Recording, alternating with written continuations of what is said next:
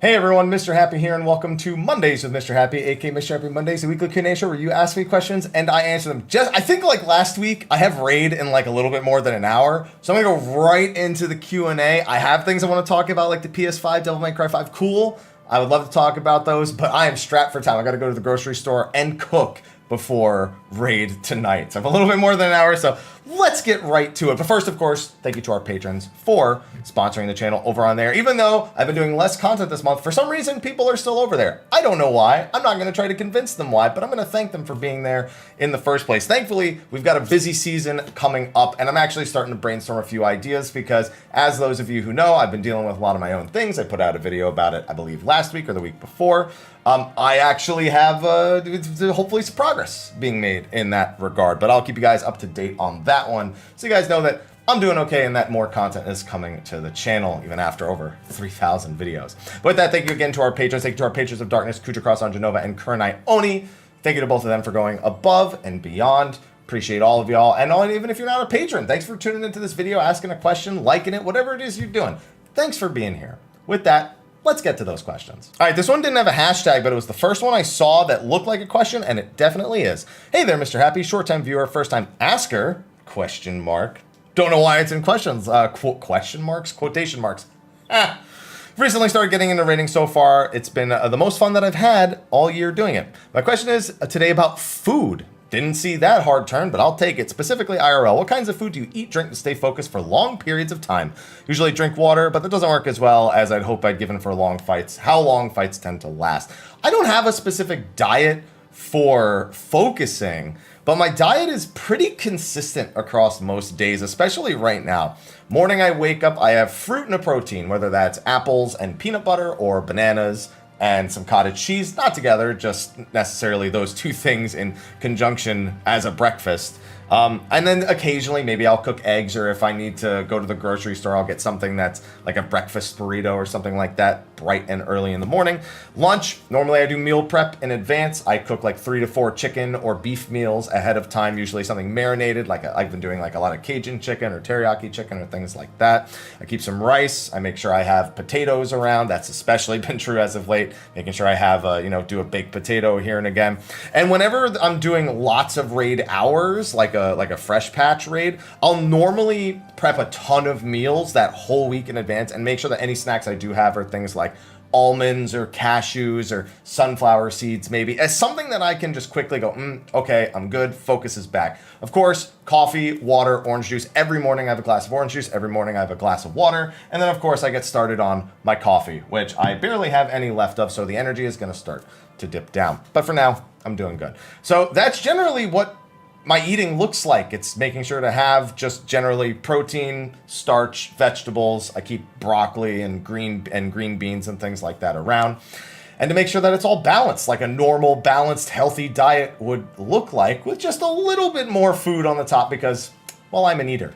And right below that question, hashtag Mr. Happy Monday, Haps, this one should be quick. Good, because I need it. Do you think 5.4's raid tier will be easier or harder than Eden's Verse? On one hand, difficulty curve for raids across expansion, but on the other hand, maybe Shiva was only as hard as it was because it was there wasn't going to be a 5.3 ultimate.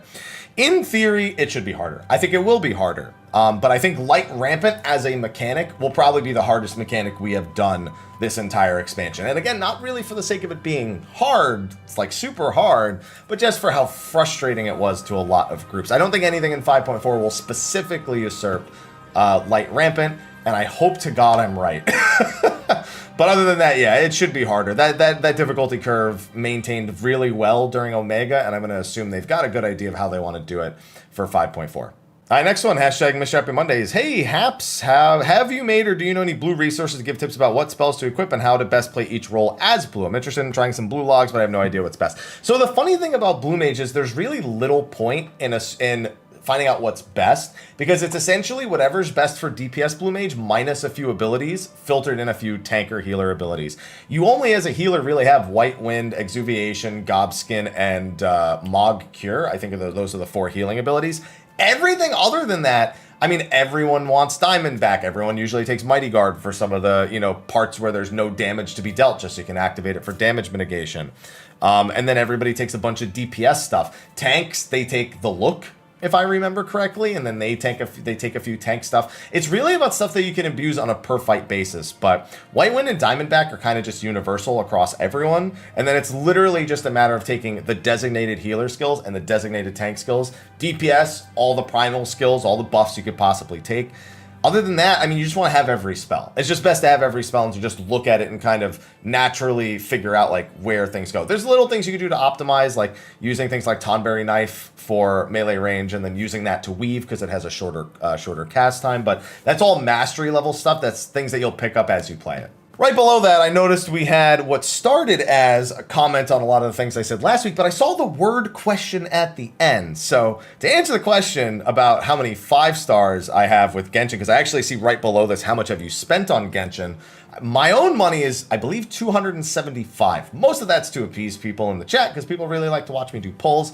There's 1 Welkin in there, 2 battle passes, and then the other 250 is across the gem packs. The one-time pack for the 100, I think another 100, and then a 50 in there. But people have donated on my live stream to make me do pulls. That total is more than double of what I've spent personally. So combined, it's like $800. But my own money is about 275. As for the actual question, what do you think the final boss Eden will be? I think it'll be Eden. I think it'll be Eden Prime again. I think it'll be some sort of dark, twisted, warped version like you see with Ultimecia and Griever at the end of Final Fantasy VIII. But I do think it'll be Eden again. It'll just be like a dark Eden Prime, like a void Eden Prime of some sort. Hashtag Mr. Happy Mondays. Yo, Haps, you doing alright? I'm doing alright. We doing alright. My buddy is not doing alright. Oh, I don't want to hear that. But now I get to read the question. So I managed to rope a couple of friends into playing 14, and while they're all enjoying the game, one in particular takes underperformance a little too personally. Recently, he ran Ridorana for the first time as heals and kept putting himself down when he died a couple times. This is one instance, and no matter how many times it's happened, I can't seem to find better words to say. My question is, have you encountered players like this, and what would you say to them?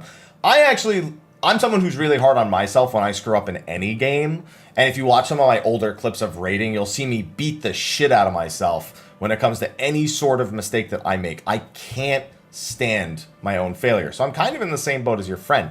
The difference is the ability to overcome it, look towards the next pull, go, okay, just refocus, block everything else out, get back on track, and then we can feel a little bit normal again. And that's kind of what I do. You know, I look at the thing that's killing me, I study it, I learn it, I understand it, and then I make sure to focus on it. Because if I can't take my brain power off it to check YouTube or read my chat or whatever it is I need to do, as soon as I do those things, I die. And I just have to understand what I did to myself to get myself in that situation. Friend just needs to take a step back, take a deep breath, realize it's not the end of the world. That's the toughest thing to tell someone who feels like this, is that it doesn't really matter that much. It's not the end of the world, because I'll tell you right now, we always feel like it is. We're like, oh my God, this is the worst thing that's ever happened. And it's not. But they're trying to get that through and at least make them self-aware that they're over-judging themselves is big step number one. And step number two is to just tell them, like, well, yeah, if you're dying to that, then, you know, I don't know, watch a guide or maybe record yourself playing and watch yourself back and look at, like, ways that you could have improved things. And then just try to incorporate it. Accept that sometimes improvement isn't immediate. Sometimes improvement is a slow process that you need to take your own personal approach for and not try to do it at everyone else's pace. So just reassuring them that they're not the worst person and being a positive influence on them, even if you're at the point where you're like, bro, I can't even talk to you anymore, you're just too negative. Try to be that uplifting factor. That's the best thing you can really do. Hashtag Mr. Happy Mondays. Hello, Mr. Happy. Hope you're doing alright. I'm doing alright. You doing alright? I'm doing alright. The question is about redoing old fights below level cap as a form of prep for a new tier. Funny thing, that's what I'm doing in raid tonight. So I'm well equipped to answer this. Why is it that when groups decide to go back and revisit old fights, they choose to do so at minimum item level plus level sync, as opposed to just using weaker equipment but staying at 80? Wouldn't it be more beneficial to further tweak equipment but stay at max level? That doesn't work. You get passive stats just from leveling. You get passives that don't exist for those fights otherwise if you stay level 80. Unfortunately, the power difference is still very significant between being level 50 with low item level gear and being level 80 with low item level gear. It's a very, very recognizable difference, especially in the health department. So that's a main reason why. Now, of course, this leads into the follow-up question, which I'm sure is going to end up in the comments section of why don't they let us stay level 80 and just sync our gear? And the question is, the answer is that I don't have an answer because I'm not the developer. So I know they've expressed reasons for it in the past, but I don't have any direct input on that, so I can't offer you anything more. I will say this, depending on what you're going back and doing, you may almost want to do a little bit of both. Run it synced, but get item level gear that is most appropriate to the challenge level that you're looking for. A great example is I'm doing Second Coil Savage. I've already beaten all of these, but a lot of the group that I'm running with, they haven't. They've never done them. They've never watched videos. They've never progged them. So in order to prepare for the next raid tier, they're like, oh, let's actually like practice progging something we don't know so we can work on, problem solving and executing and things like that. Perfectly reasonable. Second Coil Savage has an item level sync of 105, when 110 was actually the item level we used to beat it way back when, and most of the strategies and most of the expected damage that we take more so than deal is largely based on that. Now I'll say this, because of all the job changes at item level 105, you massacre these encounters in terms of the DPS checks. In fact, when they were relevant, their DPS checks were not hyper sensitive to your performance. People always kind of slip through or just more focused on mechanics for those raid tiers. That being said, for now, while our damage is way higher, some mechanics just suck to do at item level 105, just because of the amount of health. We had Vit melds back then, we had item level 110 stuff back then. It was a very different world, even with the Vit stuff that's guaranteed on right side right now. So what would probably be the most loyal or the most reasonable thing for us to do is to sync it, but to buy item level 110 gear, to farm item level 110 gear, and do it something that's more accurate. But the additional challenge of doing it 5 item levels lower is also a welcome thing for practicing. So it's really going to come down to what kind of experience you're looking for. I know people who did item level 55 to Antania. I did it once, but I disconnected on the pull that would have been the kill, so I didn't actually get the kill on that one. And that was like minimum item level 80 or something like that, and we would bring it down to 55. So that should tell you about how much of a challenge you can really go for on some of these encounters. Hashtag Monsieur Conte Lundis. Now, can you say it in French? No, but I did. Hey, Haps, hope you're doing aight today. I'm doing aight. You doing aight? I'm doing aight.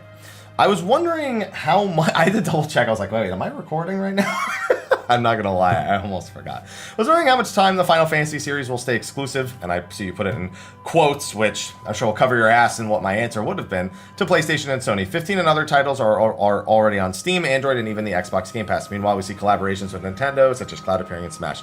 16 will still be an exclusive title to PS5 at launch. Will you see cross-platform launches in the future? I'll give you the very simple answer. It stops, the limited time exclusivity stops when Sony stops paying Square Enix for it. That's it. That's the end of it. When Square Enix determines that either doing a cross-platform launch would be more beneficial than being paid for exclusivity for a limited period of time, that's when it stops. And that's it. Because most of the Final Fantasy, in fact, the entire Final Fantasy franchise is very cross-platform right now. You can play almost any of them almost anywhere. Even if they're ports that you may not like, it's still technically possible. But with 16, obviously it'll be PS5 at launch, probably for 6 months to a year, one would assume. A year, probably based on what happened with Final Fantasy 15. And that's really all it is. As for Final Fantasy 14 on Xbox, last we checked, that's in Microsoft's court. Because they've been saying for years, yeah, we're talking to Yoshi P every year. Yeah, we're talking to Yoshi P, and Yoshi P goes, yeah, we're talking to Xbox. And then nothing happens. So I have no hope on that regard. There's no reason it couldn't happen other than one company not agreeing with the other. Because we know that for a while it was Microsoft wanted exclusive servers that were Xbox only, something they could offer for people who own their console. Then we know for a while it was that they wanted people to still require gold in order to stay connected, so they would have needed 2 subs, and that was unagreeable. We don't know where those conversations stand. We don't know why it's still on hold right now. We can only base it on what was happening before. And as far as I know nothing. Well, I mean, as far as I know, I don't know. You know what I'm trying to say. I don't know why what's happening is happening. Maybe one day, but otherwise, who knows? All right, hashtag Mrhappy. What's with the French? Well, this is French and Japanese. Hello, bonjour, konnichiwa to you. I mean, you're just saying hello in 3 languages. But hi, I'm doing aight, you doing aight, I'm doing aight. Too short, I hope. We'll see. I'm a bit mouthy. Non-14 questions, but still related to Final Fantasy. Cool. 1, is 10-2 worth playing nowadays? As a fan of the original, I was heavily turned off by 10-2's story and secret ending despite the battle system looking super fun. You've literally described you've literally given the perfect description of 10-2. Terrible story. Not a very fun secret ending to work towards. The 100% save file sucks. But the combat system's a lot of fun. So, weigh that how you will. I haven't replayed it since I was young because I can't get through that game. I just don't find it that enjoyable. 2, is it worth for someone like me who started with 14 to play 11? Killing me with these questions, man. 11, you have to have played some old school MMOs to really get a feel for it. I feel if you haven't played like old school RuneScape or EverQuest or even Vanilla WoW or it's just anything that is just the age of inconvenience, then it's a very tough thing to commit to. You basically need a second monitor at all times, the wiki open, like 16 wiki pages all the time so you can remind yourself of different pieces of information. You need to be willing to accept that there's no voice acting, that you're going to be doing a ton of reading, that it's got dated controls, dated UI. At the very least, the developers have gone a long way in retail in trying to make it more approachable. The rate at which you gain EXP, the accessibility of trusts, and all sorts of other things they've done over the years that have made it reasonable for someone who's never played before to pick it up and try. They have done everything they can, and it still is tough. But yeah, I'd say it's probably at least to understand what I'm telling you, if nothing else, because you may not like what you play, or you may like what you play, but you'll understand what I mean when you start playing, regardless of which way you feel. All right, unfortunately, I can just do a short lightning round here at the end because I don't really have too many drawn-out questions. So this is good, timing-wise. You guys made sure I can get to the grocery store and get my food and still be back in time for raid. So there was a question that's two-part. One was, what is your opinion on the state of the forums? I don't have an answer to that because I don't go near the forums. Sometimes I go to, like, when they put up, like, a Q&A thread for the developers. Like, let's say they're doing a live letter and they have a Q&A thread. Let me see if there's one up right now. Where they basically say you can ask questions. Like they'll say, Hiroshi Takai is coming on, and you can ask him questions about Final Fantasy 16. That hasn't happened, but and then people will ask, they'll be like, stick to questions about this, and they'll be like, when are we getting male Viera? And it's like, bro, come on. Yeah, okay, so this was the last one. UI designer K. Odagiri. I'm sure if I go to that thread, it's a disaster. That's the only way I could think to put it, but I don't see one for the upcoming live letter. Just see miscellaneous updates in patch 5.4 part 2. Okay. Yeah, that's it's bad. It's bad. Second question is a counter to my idea about multiple alliance, where let's just make the Realm Reborn alliance bosses have more HP. The problem is not that we need to make Labyrinth of the Ancients or Circus Tower or World of Darkness longer or harder, giggity. The problem is that they're all we get, so it's hard to get queues for things like the Stormblood alliances to unlock the Bajja content, or even just to get the Heavensward ones, so I don't have to do Labyrinth of the Ancients for the millionth time. So that doesn't really address the problem that I'm looking for with separating them. Also, I just want more roulettes, because more roulettes is always a good thing. There was somebody who was asking about why, when they put Lost Bravery on people, they freak out in Bajja, and it's like, and because like groups will put on Spellforge and they'll put on Bravery and they'll yell to stop. Unless you're using the wrong action, you're actually using Steel Sting, I think it's called, and not Bravery. I don't know why this, because Bravery doesn't overwrite Spellforge. They can be on at the same time. So that's either you're mistaking Steel Sting for Bravery, or the person who you're putting Bravery on is mistaking it for Steel Sting. One of those two is happening. If you're getting yelled at, then it's probably that you're mistaking Bravery for Steel Sting. There was another one, I feel like. The old one at level cap, Buddy's not doing all right. How much what jobs do you like in each job class? Ranged physical is Dancer, though Machinist is really close. They're on a knife's edge with that one. I just really don't like Bard.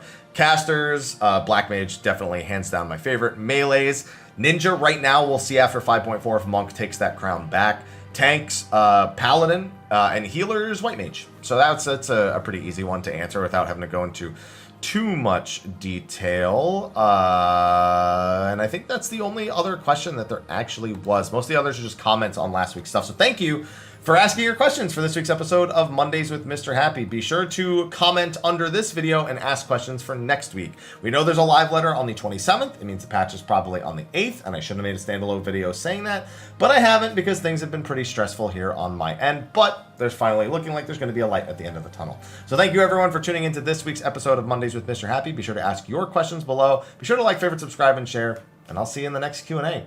With that, thank you for watching. I'll see you all in the next one, and until then, take care.